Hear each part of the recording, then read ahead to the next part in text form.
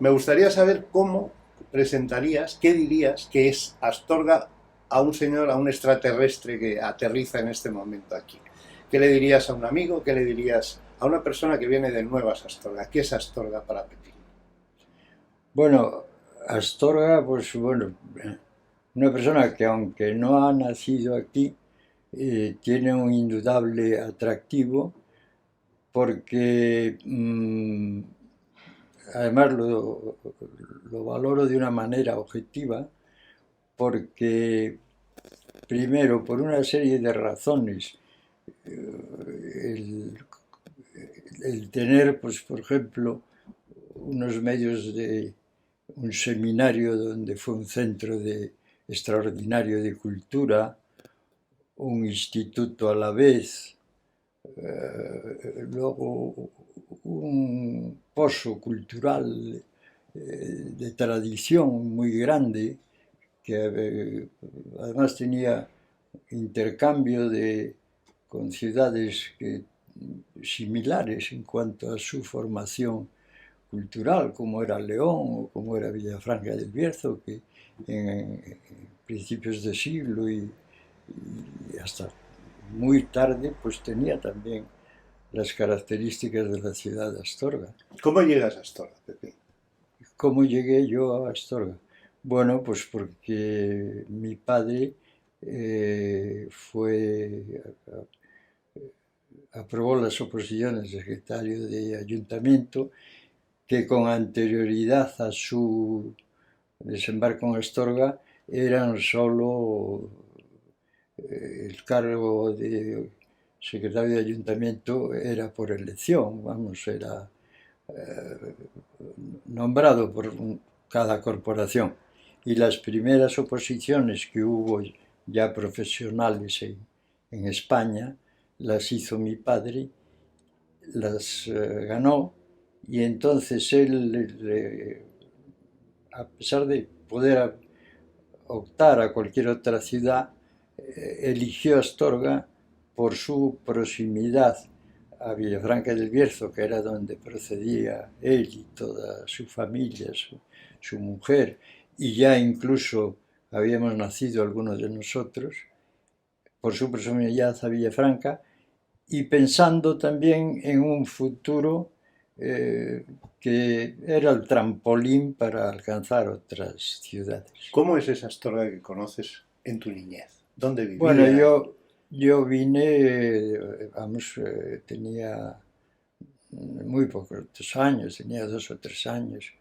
Entonces no recuerdo los primeros años de mi niñez, pues casi no los recuerdo, porque además compatibilizábamos mucho la estancia en Astorga, que era en el invierno, con estancias en Villafranca del Bierzo, que era con un verano largo. Entonces había una mezcla, digamos, de estancias en ambas ciudades y los recuerdos de Astorga estaban mezclados muchos con los recuerdos de Villafranca del Bierzo. Imagino que ya cuando eres jovencito, cuando empiezas a tener amigos, cuando empiezas a ir al colegio, es cuando ya de verdad te fijas más en Astorga. Bueno, los recuerdos más importantes de Astorga están relacionados con la formación académica. Principalmente los primeros años, después de un paso muy fugaz con las monjas del Hospital de San Juan, los hermanos de la Doctrina Cristiana.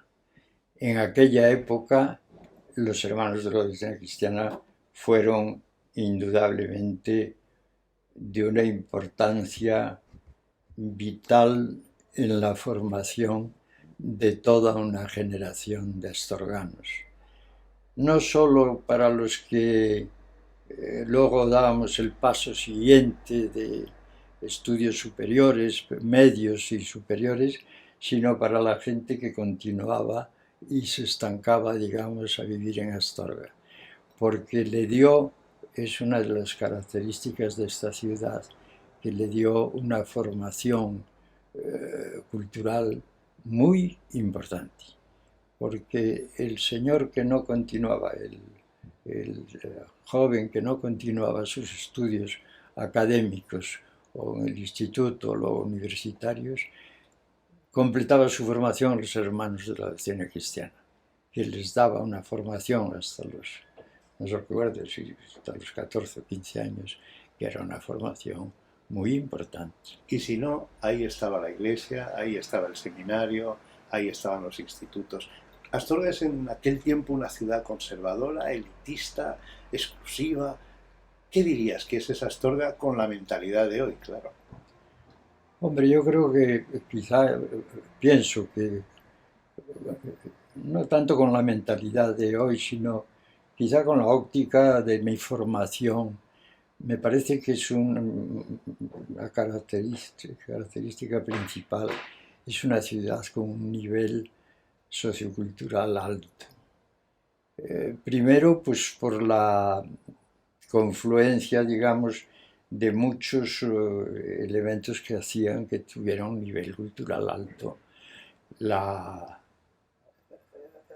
permanencia de un seminario de una importancia que no se ha valorado suficientemente, no solo por la cantidad de gente que se formó allí y que luego, aunque no continuara sus estudios en el seminario, luego sí que continuaron, digamos, en la sociedad, tanto astorgana como la sociedad en general, con una formación muy importante, y que dio luz a toda una generación de gente que vivió en Astorga y que luego pues se desarrolló fuera de Astorga, pero con aquella formación que yo la conocí no solo en Astorga, sino fuera de Astorga. Uno de los seminaristas, y quizás uno de los mejores en el sentido de que hay calificaciones laudes, incluso ordenado y con tonsura, fue un señor que se llamó Magín Revillo y que fundó un periódico. ¿Sí? Los periódicos de Astorga, de esos principios del siglo XX, ¿tenían mucha vinculación con la Iglesia? ¿Quiénes? Los periódicos, La Luz, El Pensamiento. El Pensamiento, Sí. su director, el creador, fue seminarista. Sí. No, no, en general yo creo que como el seminario tenía un nivel cultural, sociocultural, intelectual muy alto, la influencia que tenía en la sociedad y sobre todo en la sociedad intelectual astorgana era muy grande y influía en todos los estamentos y por supuesto en los periódicos, en la enseñanza, en el nivel, porque Astorga tenía ese nivel que todos conocemos y que aún de alguna forma persiste. Pues uno de los motivos es que el nivel intelectual del seminario era de una altura muy grande y eso irradiaba en toda la ciudad y sigue irradiando. Y hay también díscolos, me imagino, porque junto a ese seminario hay una escuela de Astorga, que llaman Escuela de Astorga, donde hay un progre para aquellos tiempos que se llama Ricardo Gullón, un liberal quizás como Leopoldo Panero, otro señor como Luis Alonso Luengo. ¿Qué recuerdos tienes de esas personas que de alguna forma también, como el seminario, han marcado la vida de Astorga? Bueno, yo creo que esas personas, que indudablemente tenían, irradiaban tanta luz como el seminario, yo diría que tanta luz. El seminario desde el punto de vista de formación, de que esa formación tenía consecuencias para las personas que luego no continuaban la carrera sacerdotal y salían a la sociedad con cargos de gran responsabilidad en la vida social. Y al lado de eso, pues indudablemente en Astorga, pues no sé si por el ambiente aquel que tenía la sociedad astorgana, pues convivió una sociedad con inquietudes intelectuales muy importantes. Estás hablando, pues hablé de los cabezas visibles de esa generación que has hablado, de Ricardo Gullón, de Luis Alonso, pero es que al lado de esos había una generación que no existe hoy día tan numerosa. En aquella época había mucha gente que tenía las inquietudes que esos tres acabas de citar, pero que tenían un nivel cultural muy grande, que tenían una formación extraordinaria y que luego pues desempeñaron en la sociedad pues porque académicamente estudiaron otro tipo de digamos de carreras o de tal, pero que desempeñaron en la sociedad pues no sé. ¿A quién eras capaz así de mirar un poco con admiración cuando eras chaval y corrías por Astorga? Dime nombres, ¿qué gentes te decían? ¡Oh! Hombre, había mucha gente que... Acabas de citar a esos tres. No, pero dime tú. Cita tú. Yo aparte de Yo esos quiero tres, que me digas, aparte, o estos tres, ¿a quién mirabas así como no, diciendo, hombre, jo, qué yo tío? en aquella época, pues hombre, admiraba a todo tipo de profesionales que, pues generalmente, que habían pasado por la universidad. Médicos, Nombres. abogados, pues hombre, médicos, pues Vega de Las, que fundó, pues bueno, fundó o se utilizó la institución de los hermanos de las Cinco Llagas pues para fundar, ¿no? Para crear un sanatorio o otro sanatorio que se creó aquí, el Sanatorio de los Remedios, una ciudad tan pequeña con dos sanatorios en donde se hacían operaciones. A mí me llamaba la atención. Una ciudad que en su pequeñez pues tenía un nivel de profesionales del derecho muy, muy grande, y eran muchos, Y luego pues vuelvo otra vez a recordar la gente que salía del seminario, como salía con una preparación muy Nombres. grande. ¿Quiénes? Hombre, pues profesores, por ejemplo, que salían del seminario. ¿Quiénes? Ahora, pues profesores, no recuerdo, pero yo creo que todos aquellos profesores del instituto que dieron clase aquí, pues muchos de ellos tenían raíces del seminario. Y mientras los chavales, esos chavales, tú eras un chavalete, ¿a qué jugabais? ¿Cuáles son tus recuerdos, tus amigos de aquel tiempo? Bueno, yo no puedo generalizar porque puedo considerar que era un poco ave raris, en el sentido de que fui un hombre que mi gran amigo de la infancia, ambos fue Venancio García Velasco. Ambos nos gustó mucho estudiar. Entonces, pues claro, nuestros juegos pues eran distintos y luego pues estaban supeditados al estudio. Teníamos amigos ajenos al estudio. Por ejemplo, ayer de casualidad, pues un primo de Venancio, que era un hombre de una valentía fuera de lo común en la vida astorgana, pero fuera de lo común, un hombre que se enfrentaba con los gitanos, que en aquella época eran, pues Eduardo Don Pablo, hermano ayer estuvimos con una hermana, Marisol Don Pablo. Dado para los amigos, ha fallecido. Era primo de Venancio, pero amigo de los dos, de Venancio y mía. Y nos escudábamos en su valentía,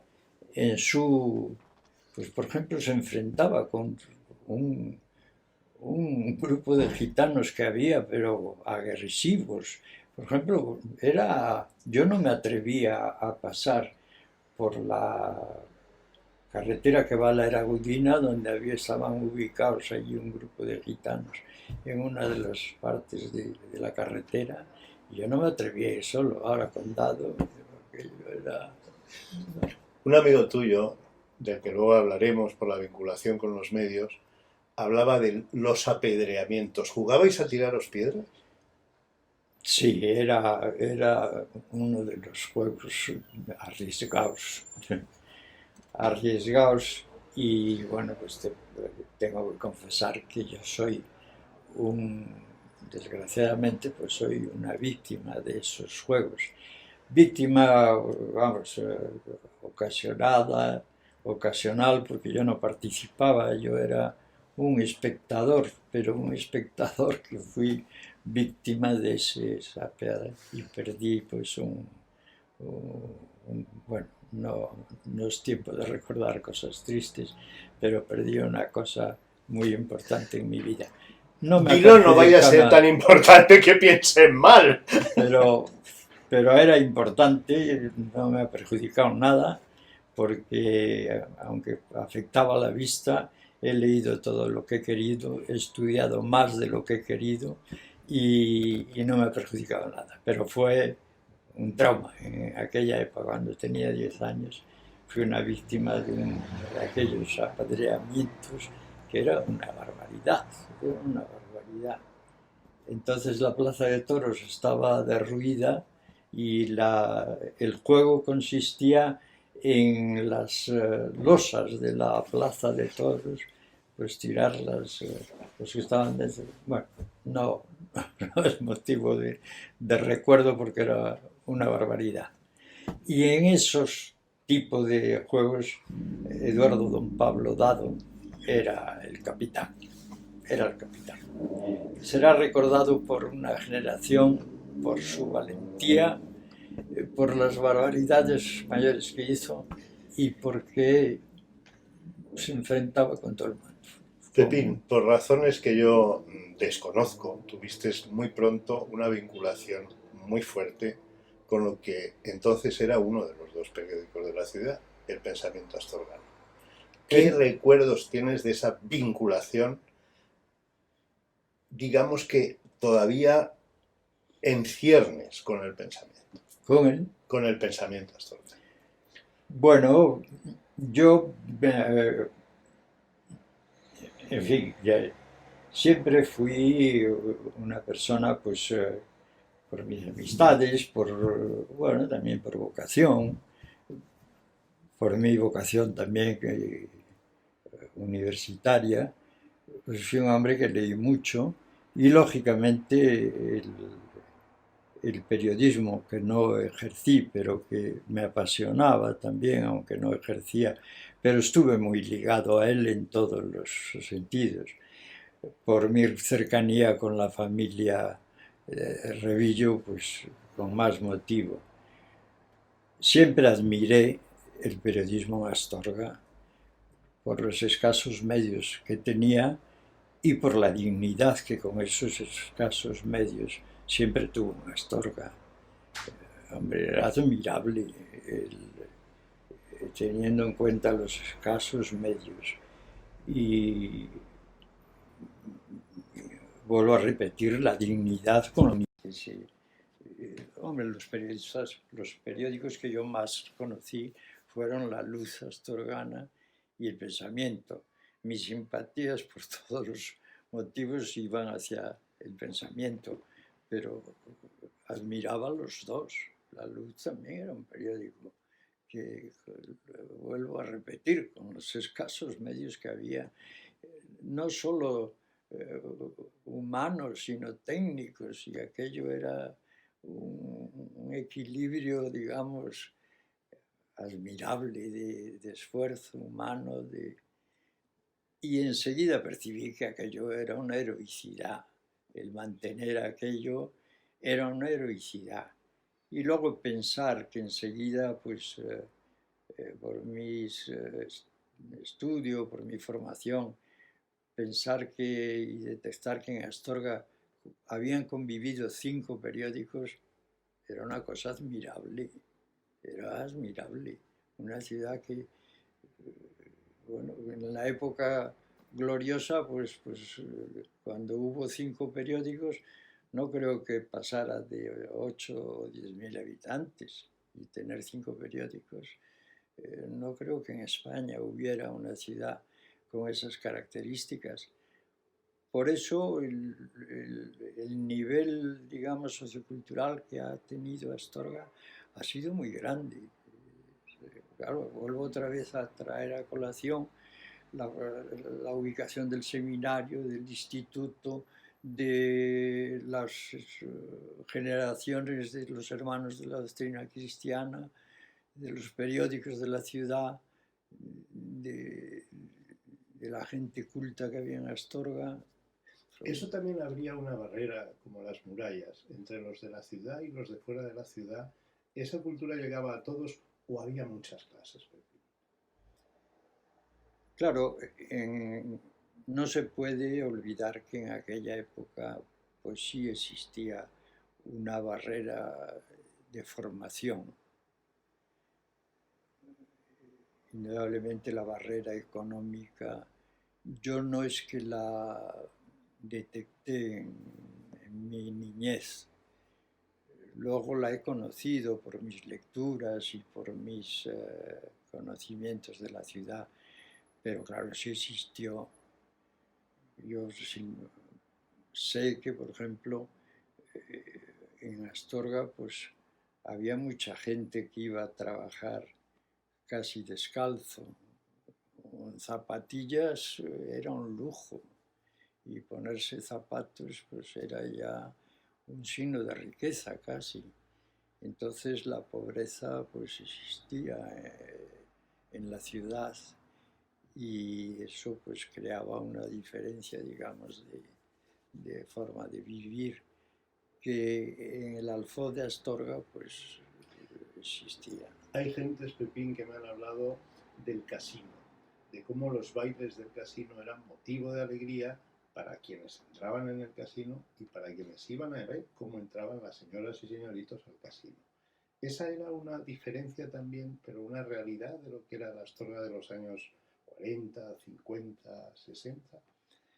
Sí, lo que pasa es que, bueno, pues se vivía, se aceptaba, digamos, aquella realidad. Ya era un poco decadente, ese casino en Astorga ya era una sociedad decadente que era más igualitaria. Al principio creo que por lo que yo, vamos, empecé a vivir en el casino, pues sí, sin existir las bolas negras, pues sí había una cierta reticencia a que entraran determinadas personas. Pero yo enseguida, pues se aceptó, digamos, que se abriera la mano, digamos, para que todo el que quisiera entrar, ya existía otra sociedad, pero todo el que quisiera entrar en el casino, que pudiera entrar. Cuéntame como privilegiado de observación y como privilegiado por relación con Marina, cómo fue y cómo era aquel pensamiento astorgano que hacía. No sé si llegaste a conocer incluso al bisabuelo Magín Revillo. Yo con tu bisabuelo no tuve relación. Yo con el que tuve ya relación fue con tu abuelo. Tu abuelo que, bueno, le tenía ya antes de conocer a mi mujer, antes de conocerla ya tenía relación porque él, mm, lo que no recuerdo, quizá por, pues, bueno, yo empecé bueno, pues como ya se estudiaba una carrera universitaria y no había mucha gente en Astorga que estudiara, pues en el verano me parece que ya tu abuelo contaba conmigo en alguna cosa. En concreto, la primera colaboración que empezó a contar es que había aquí un médico que debía de ser un hombre, yo no lo traté mucho, pero debía ser un hombre culto, que se llamaba José Redondo. Este hombre fue presidente del casino y en la época que fue presidente del casino tuvo la buena idea de organizar jornadas de conferencias de cierto nivel por sus amistades de médicos, perdón, por sus amistades de médicos, o como era un hombre culto, tenía pues amistades, era de la generación de Leopoldo Panero y de Ricardo, y pues, era de esa generación y tenía amistad con todos ellos. Y bueno, conocía a gente de nivel cultural. Entonces organizó en el casino conferencias de, bueno, subjetivas. Además el casino siempre, tú lo has visto en los últimos tiempos, es un sitio ideal para, como marco de conferencias. El salón del casino, vamos, no se ha utilizado suficientemente. Y Redondo sí que lo utilizó con frecuencia. Entonces, en aquellas conferencias, lo que no me acuerdo es por qué, porque ya tu padre ya no estaba aquí y Gonzalo tampoco, pero Magín yo no recuerdo, no lo ubico, tu tío, no lo ubico si ya no estaba o tal. Sé que me encargó que hiciera unas crónicas de aquellas conferencias y le debió de gustar la primera que hice y entonces ya era el cronista de aquellas conferencias. Se las hacía con mucha minuciosidad, iba allí muy extensas, le llenaba media página del periódico, eso también le debía de gustar.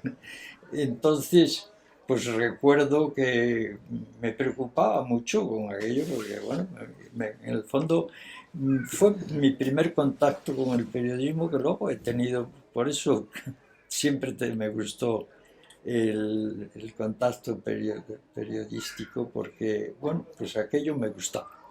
Y estuve mucho tiempo de cronista de las conferencias que se organizaban con un nivel importante. Lo pregunto con sorna, las conferencias serían importantes, imagino que lo que te pagaban también. Sí, te voy a decir lo que me pagaban porque yo, bueno, pues me daba, porque claro, era joven, y lo que me pagaban era el día de la fiesta de San Francisco de Sales, el director propietario y mucho más del pensamiento astorgano invitaba a los colaboradores estrellas. Recuerdo desde luego, no sé por qué razón, porque me tocaba al lado y contaba unos chistes malísimos, que era un sacerdote, se me ha olvidado el nombre, un sacerdote, y contaba nos invitaba a comer.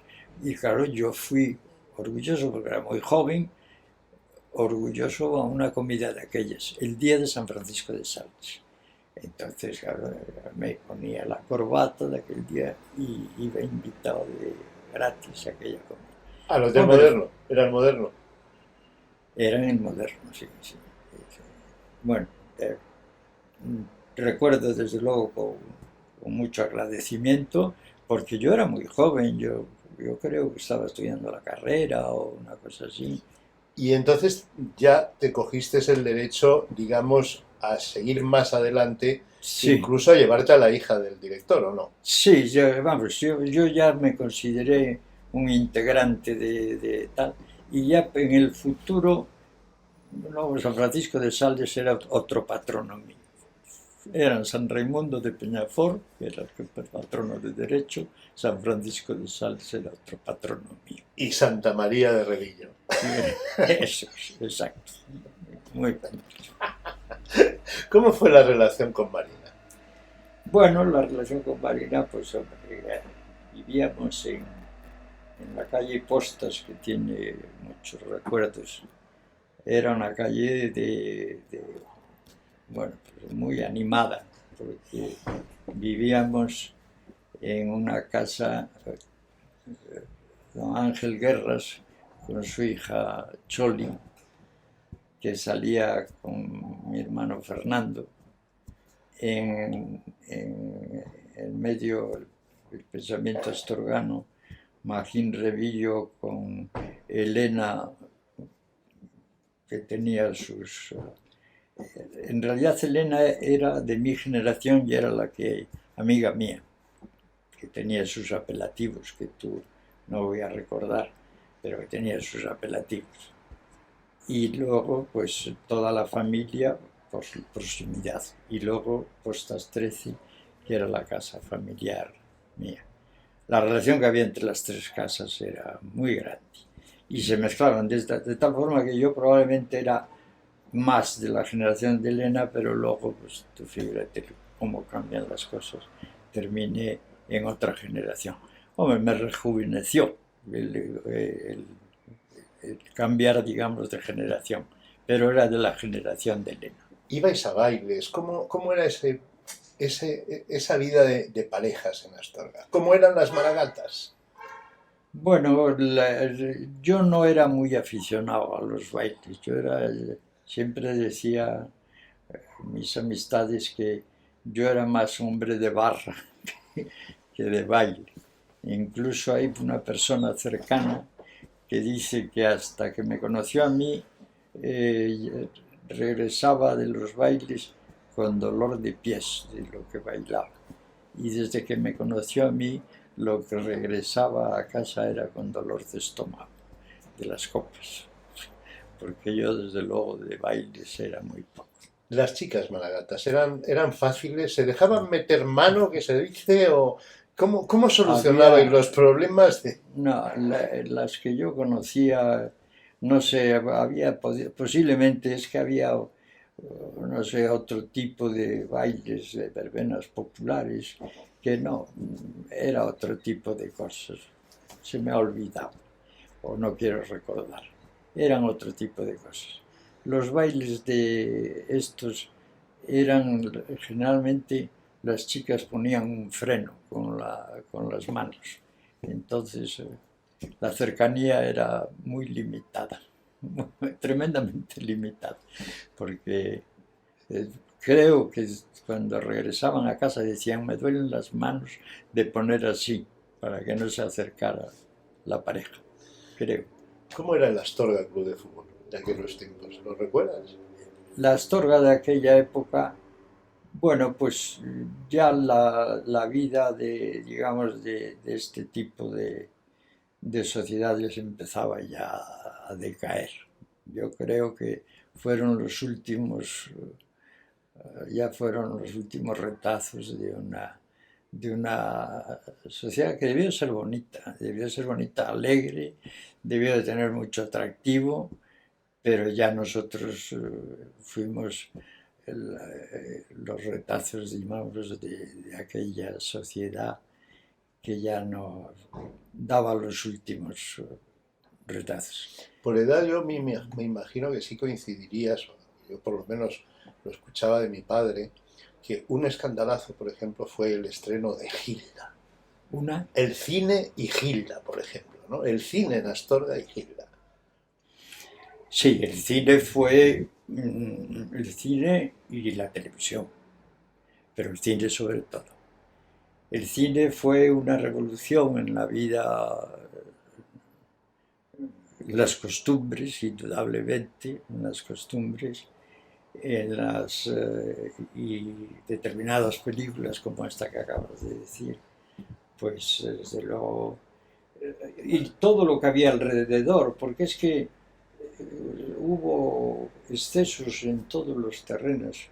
Yo, por ejemplo, ahora acabo de recordar, Magín, acabo de recordar que vino un profesor a Astorga de latín, procedía de la Bañeza, me parece que era sacerdote, y era tan exagerado que cuando pusieron determinadas películas en el cine, iba a la salida del cine y anotaba a la gente que iba a la película, pero la marcaba de tal forma que lo tenía en cuenta pues no recuerdo si para las notas o para tomar represalias con aquellas personas que iban al...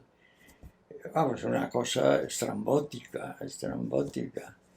Y este hombre, la gente a pesar de eso, los chicos de mi edad que se atrevían, digo se atrevían porque yo no me atrevía, no me atrevía pues porque en mí por una serie de razones primaba el que quería sacar buena nota y tal, y aquel señor pues era incompatible el ver Gilda, por ejemplo, con tener una buena nota. Y entonces ya no veía a Gilda. Pero aquel señor era implacable. Si ibas a una cosa de esas, pues eso pues te vigilaba y tomaba represalias. Entonces, pues hoy día pues parece te da la risa pensar que por un motivo tan ajeno a, digamos, a la enseñanza, pues aquel señor pues intervenía en la vida del alumnado, él era el profesor. Me has hablado y has pasado muy por encima porque no has querido decir los nombres, pero aquí el santo y seña de mucha gente es su apodo. Ese ingenio de los maragatos para poner apodos, esos nombres, ¿de dónde viene? ¿De dónde sale? ¿Cuál es el origen? Yo no sabría decirte, porque yo quizá no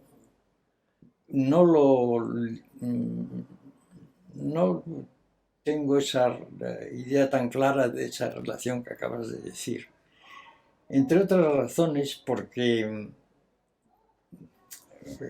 mi ascendencia berciana, sin haber vivido mucho tiempo en Villafranca del Bierzo, pero he tenido pues mucha relación con gente de Villafranca, familiares, amigos, y por ejemplo el ingenio de la gente de Villafranca del Bierzo es muchos decibelios superior al de Astorga. Muchos, vamos. Imagín, yo te diría que, por ejemplo, te cuento solo una anécdota que revela lo que es Villafranca del Bierzo, lo que ha sido. En Villafranca del Bierzo hay un bar que aún existe en la Plaza Mayor, que se llama el Bar Sevilla. Aún existe, yo no sé qué relación tiene el actual dueño con el que te voy a contar. Enfrente del Bar Sevilla está y el ayuntamiento y en los bajos del ayuntamiento está el teatro y el cine en la actualidad, pero es teatro y cine.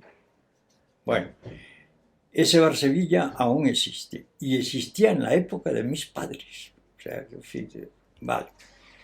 Entonces yo he conocido al dueño del Bar Sevilla y he conocido la anécdota que contaban del dueño del Bar Sevilla.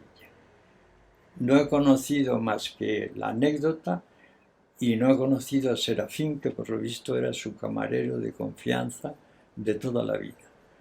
Por lo visto, el dueño del Bar Sevilla le decía a Serafín: oye Serafín, a las 10 de la noche, cierra el bar que van a salir del teatro y esto se nos llena. Tú figúrate qué concepto tenía. Primero, el concepto de negocio que tenía, las ansias de ganar dinero, las ganas de soportar a la gente a partir de las 10 de la noche y el ingenio que decía: cierra la puerta que esto se nos llena, cierra el teatro. Bueno, pues eso, así un poco era la gente de Villafranca. Y siempre que cuentan cosas de Villafranca son de ese tipo. Son de ese tipo. Han llegado tarde los de Astorga, porque ahora cierran también. Cuando hay negocio, cierran. Y ya te cuento off the record, eso solo para ti, para mí, de anécdota de Villafranca o de récord, no, que no salgan los papeles. En Villafranca había, la familia la conocí, dos familias las conocí, una de ellas muchísimo, que tenían sus ancestros, pues no tenían una relación muy mala. Y aparte de que se llevaban muy mal, pues ya terminaron por no dirigirse la palabra más que escribir notas. Y entonces la última casi nota de sus relaciones epistolares fue que uno de ellos le dijo al otro: el papelito indecente que tú mandado me has, ahora lo tengo delante, luego lo tendré detrás. Eso solo se le ocurre a uno de Villafranca. Cuéntame qué recuerdos tienes de Postas 11. ¿Cómo era la casa en la que vivía Marina? ¿Cómo era la redacción en la que tú escribías? ¿Cómo era el periódico donde tú eras colaborador? Hombre, la casa era tremendamente divertida. Se mezclaban, yo mi recuerdo se mezclaba con la casa y la redacción de aquel periódico, y la redacción, que bueno, era, yo recuerdo, es redacción, sala de máquinas, eh, eh, almacén, en fin, son muchas cosas lo que se celebraba allí. Cuando venía papel, pues aquello se convertía también en, en almacenamiento grande, y allí ya intervenían no solo los empleados que había en aquel instante en el periódico, sino que se recurría a las familias y a los vecinos en algún momento, a los vecinos. Yo he participado, digamos, cuando había que traer papel en bobinas, porque no había otra manera de comprar papel. Aquellas bobinas pesaban toneladas, no éramos capaces entre muchos. Y entonces avisaban no solo las mujeres de la casa, de la redacción y de la dirección del periódico, sino los vecinos. Entonces, bueno, participábamos todos de aquella. Entonces, pues bueno, pues había una relación muy grande, familiar, de siempre. ¿Y aquello era negocio, Pepín, o de allí no podía salir ni una peseta? ¿Era negocio el pensamiento? Yo creo que pudo ser negocio. Yo creo que pudo ser negocio. No te digo por qué pudo ser negocio, solo te digo que luego, como tú sabes, yo he participado de una manera muy, en primer lugar, en el nacimiento del Faro. El Faro es del año 1980 y ahí está dando, participando con sueldos, algunos de ellos muy importantes, Magín, tú no te los puedes imaginar. Pues hay en estos momentos dos periodistas, uno que en este momento no sé si es periodista, pero hasta hace poco es periodista a título parcial, que es el que hace deportes, 2,5. Luego una administrativa, que es esta chica que no está ahora, pero con un nivel salarial importante, o sea que ya llevamos 3,5. Otra chica, bueno, también 4,5. Luego el de la máquina, otro 5,5. 6,5, 7 personas que están viviendo de eso. Entonces, nada más que, bueno, pues dedicándose full time al periódico y solo al periódico, y desde luego en la primera época pues preocupándose de una manera full time a sacarle dinero al periódico. ¿Cómo resumirías, cómo contarías ese proceso de lo que ha sido el pensamiento La Luz? ¿Cómo cambió de dueño? ¿Cómo se hizo primero un dueño empresario de uno de los periódicos que se convierte con dos? La compra del periódico La Venta de Cornejo a Felipe, la compra donde llegáis vosotros, ¿y cómo ha sido el proceso? Yo las compras esas ya no estaba aquí, ya no las conozco. Sé que una etapa, indudablemente, tanto la luz como el pensamiento, pues por la razón que fuera, que lo desconozco, pues no se utilizaban los periódicos como modus vivendi único y exclusivo. Era un elemento más en la vida de cada uno de los dueños de su organización familiar y económica. Y entonces, claro, digamos que era baratísimo digamos, el periódico en sí. Luego, pues, como existían unos vínculos de amistad tremendos entre los dueños y los suscriptores, no se consideraban casi negocios. Los suscriptores pensaban que aquello era gratuito y los dueños no lo consideraban como un modus vivendi en exclusivo, ni había organización de que esto cuesta tanto y tengo que saber cobrar tanto. En fin, una pena porque en fin, era un negocio y sin embargo pues no fue negocio para ninguno de las dos partes. Fue una pena pero en fin, en aquella época pues no había concepto de que aquello pues podía ser un negocio. Años 80. El periodismo, los dos periódicos de Astorga están por morir y hay un grupo en donde creo que tú eres uno de los importantes que dice Astorga no se puede quedar sin periódico. ¿Cómo fue aquello? Bueno, para mí el verdadero ideólogo de esa decisión, que es una pena, en fin, no quiero desvelar esto porque posiblemente, por la razón que sea, se ha desvinculado del tema, pero hay una persona que pensó en que Pastorga no podía estar sin periódico y fue Alberto García Crespo. Ahora, yo de cualquier forma, Magín, quisiera que respetar su silencio. Debe de haber, yo me imagino que hay razones fundamentales para que él se haya desvinculado del tema y yo casi prefería pasar de puntillas el nombre, pero fue el verdadero artífice de esta aventura importante en la vida de la ciudad.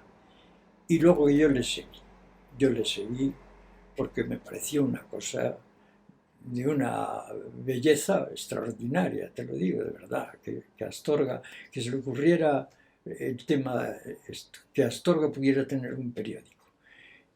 Que empezamos aquí con una ilusión enorme sin pensar en ganar dinero, sino por altruismo.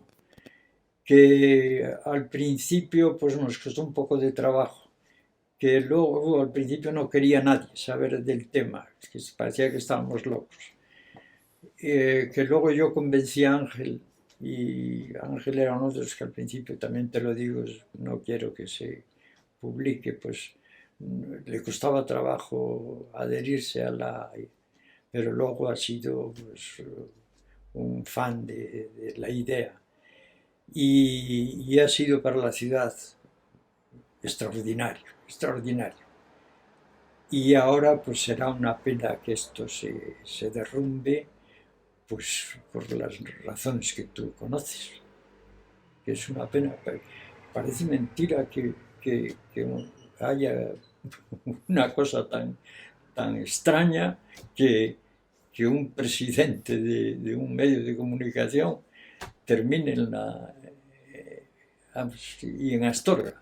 una ciudad clerical, una ciudad seria, una ciudad total, que termine de la forma que ha terminado. Y al futuro, pues, vamos a ver si hay, pero es difícil porque en estos momentos pues no hay la generosidad de decir vamos a saltarnos en la aventura de crear esto sin ganar dinero, como lo hicimos en aquella época, que fue con un altruismo total y con solo, oye, tú hazte socio de esto, tienes que poner, le sacamos a la gente el dinero de tal, tienes que poner 50.000 pesetas y tal. Bueno. ¿Cómo fue el ponerle el faro y no el pensamiento a la luz? Ese proceso también os costó dinero, o por lo menos hubo sus negociaciones. ¿Quién cedió? ¿Cuál el nombre? El nombre. No, el nombre fue te lo digo a ti, esto es así. El nombre fue una trampa que hice yo, una trampa, vamos a ver, ha pasado los años y no tiene ninguna importancia. El periódico, vamos a ver, había... Perdón. No. Perdón. Ya te dije que no tocaras. Perdón, sí. No pasa nada. El periódico... Espera, que esto sí es importante.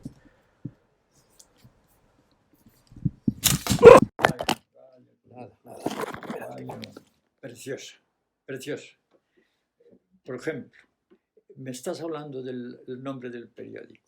Yo conocí la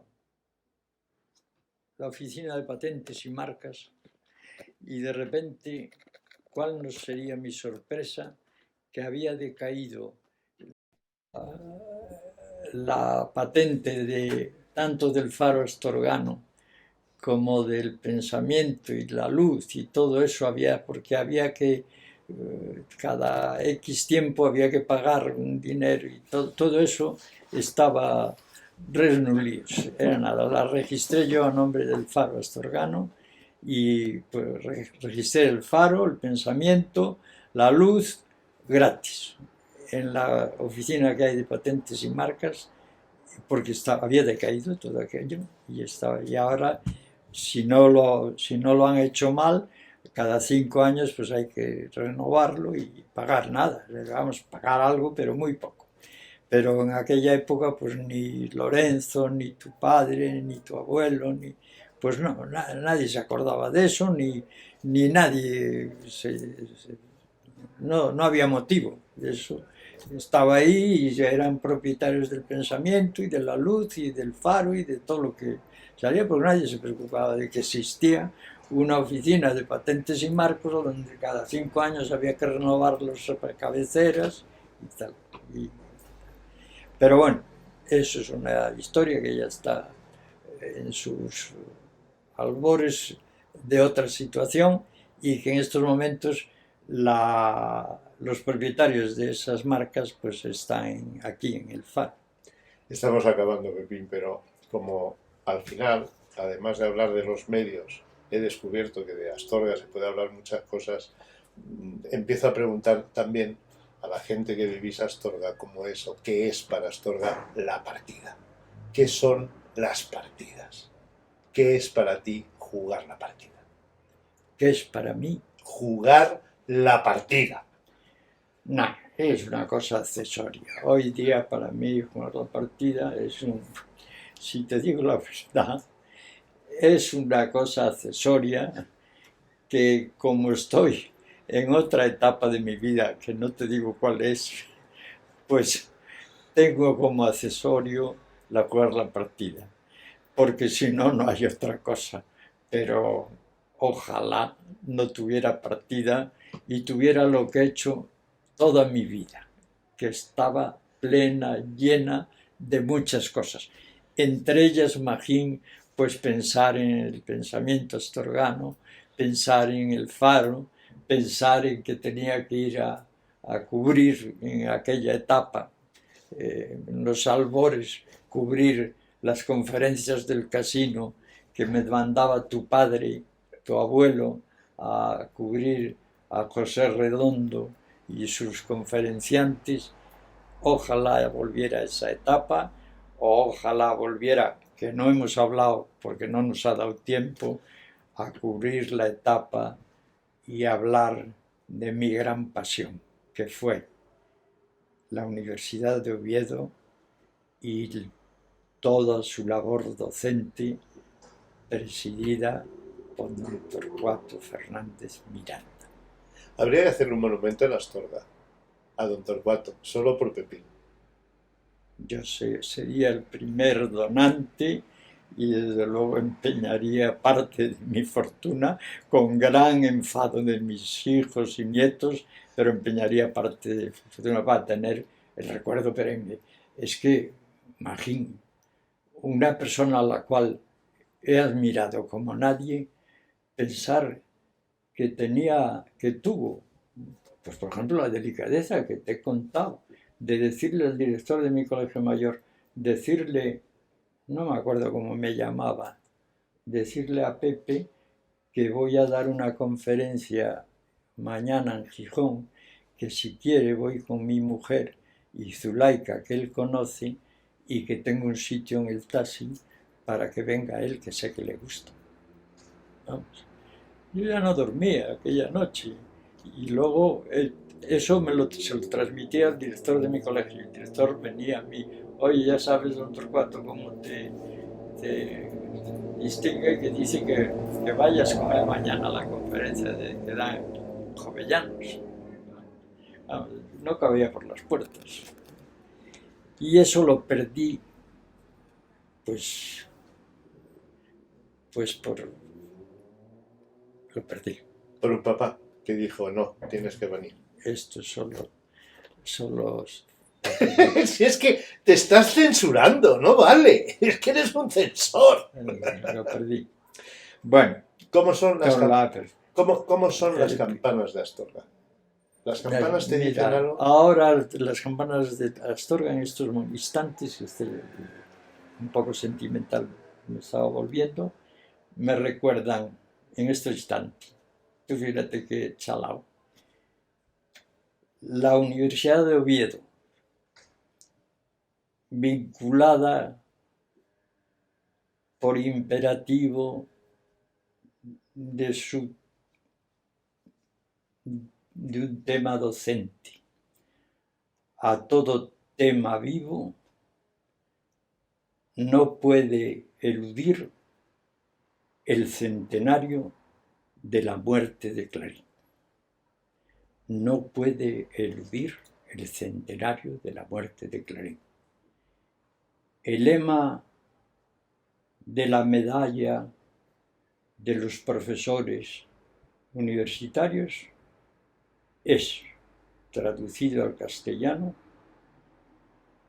perfunden on lucem, llenar, colmar, expandir de luz todo lo creado. Ese es la labor de un profesor universitario. Y ese es el lema que Torcuato Fernández Miranda va a ejercer en la etapa que me ha tocado vivir al frente del rectorado de la Universidad de Oviedo. ¿Echas mucho de menos no ser profesor universitario, no haberte quedado en Oviedo, Pepín? No haberte quedado en Oviedo como profesor. Mira, en estos momentos de mi vida es ridículo, pero vamos, es el gran fracaso de mi vida no haber hecho eso. Yo tenía que haber hecho eso. No fui valiente, imagínate. No fui valiente, pues porque el ambiente familiar, bueno, familiar no, el ambiente de mi padre en aquella época, también lo entiendo, pues el ambiente económico en mi casa no era el adecuado. Había otros dos hermanos que también tenían que estudiar, que no sé, tenían que tener pues las mismas oportunidades que tenía yo. Y, en fin, no, y luego no fui valiente porque don Torcuato a un chico que no sé qué es de su vida, que lo nombró secretario particular, que ya conocí mucho, se llamaba Bernardo Zulaika y Beltrán de Lubiano. Era, era un puff, y don Torcuato se dio cuenta enseguida. Lo nombró secretario particular. Era un curso superior al mío en la universidad. Y era un pufo, se vendía muy bien, y a don Torcuato al principio lo engañó. Y era un pufo, lo nombró secretario particular, eso le daba derecho a tener un sueldito particular, luego vivir en un colegio mayor, que era lo que yo quería, nada más, claro, un sueldito pequeño para mis gastos y tal. Y eso lo pude haber yo conseguido. ¿Volviste a ver a Torcuato en algún momento No, de la transición? no, porque luego don Torcuato vamos, a mí me brindó la protección. Incluso la última vez que lo vi, pues fue la despedida de el Colegio Mayor, hacía una despedida a los que nos regresábamos ya. Y bueno, nos ponían en la mesa presidencial, porque era tal. Y él entonces estaba de rector en la universidad y me tocó pues enfrente de él. Y bueno, tuvimos una conversación y tal. Y él se ofreció a ayudarme. Y bueno, yo no tuve la valentía que tenía que tener de prescindir de los lazos familiares. No tuve esa valentía y vamos, una cosa que, que en su momento pues me pesó mucho, mucho. Estamos mirando muy atrás, pero Sí, de alguna forma... y bueno, todo esto, No, pero bonito, todo esto es no, con nivel pero personal. en el caso, por ejemplo, de una atracción de un alumno como tú, con un Sí. profesor como él, el haber visto luego la marcha de un rector, a la integración política, el meterse en política Torcuato. Para mí era de una tristeza tremenda haber perdido una oportunidad de mi vida. Pero sobre todo también me imagino que eso, por lo que después hizo Torcuato en la política nacional, también No, te no, llevaría... No, quiero decir, fue fiel un poco a todas esas enseñanzas.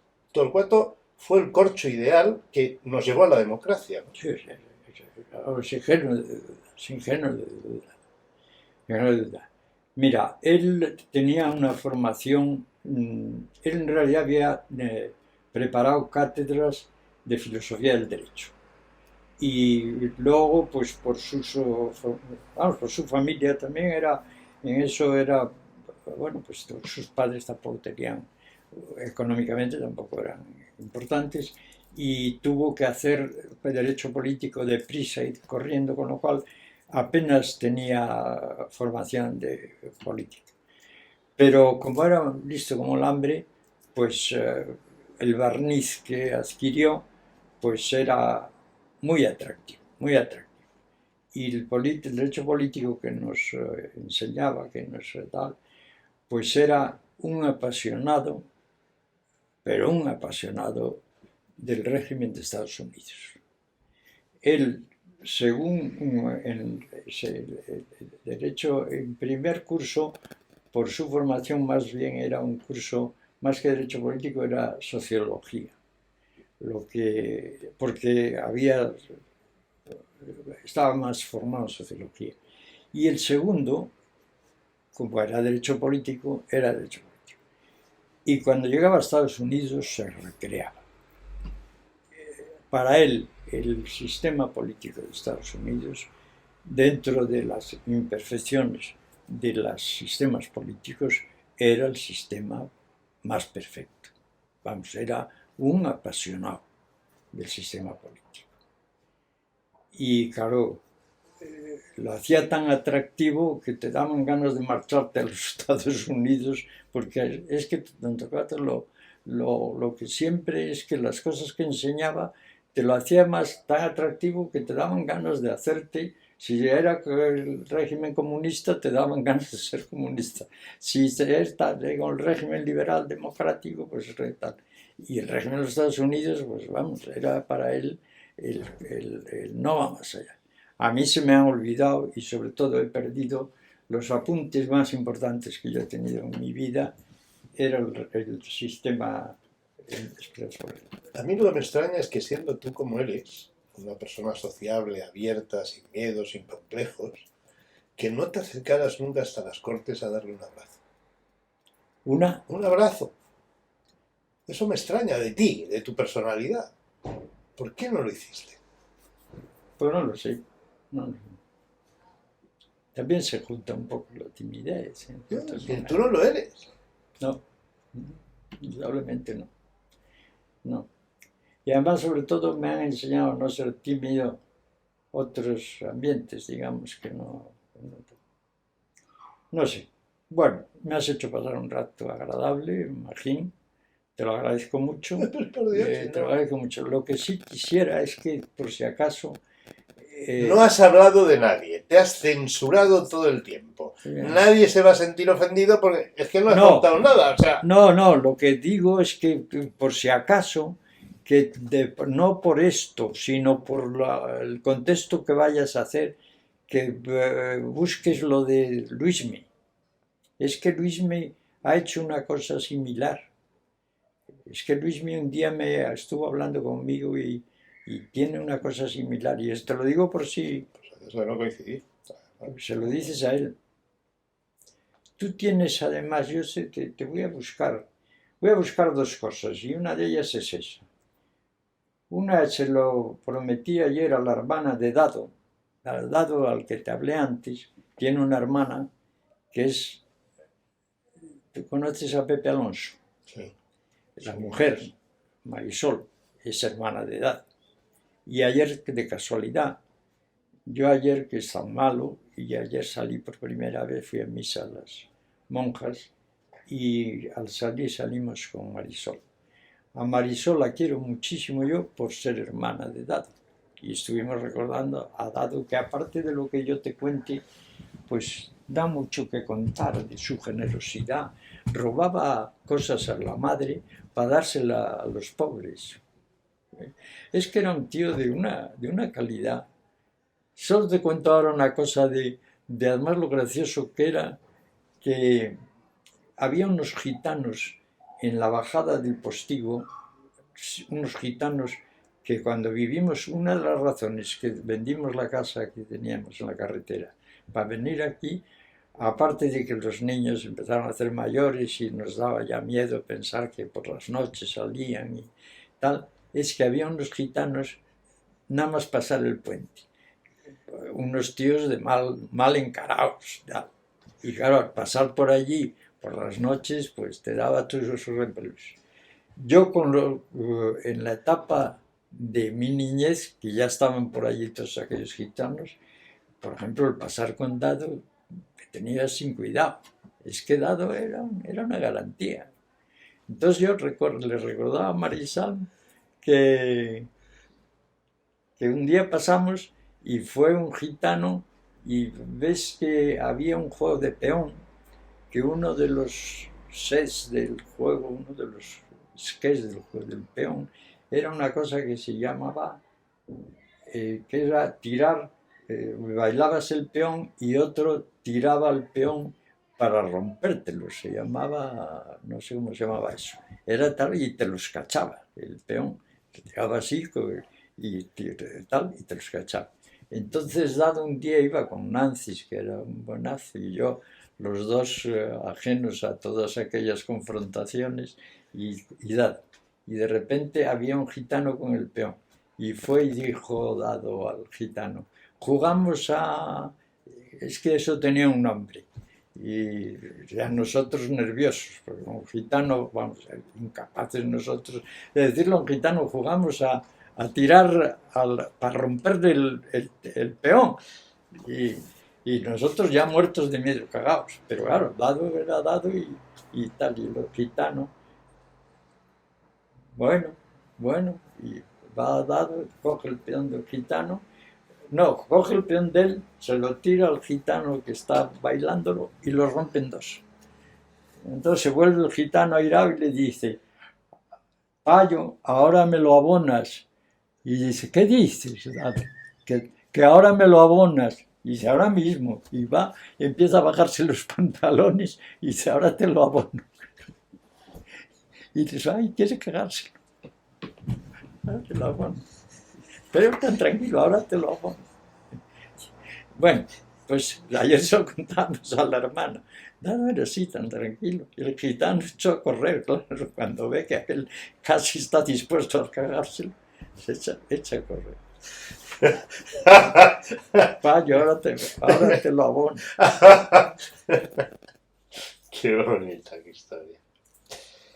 Bueno, Pepín, Bueno, pues, ¿estás bien entonces?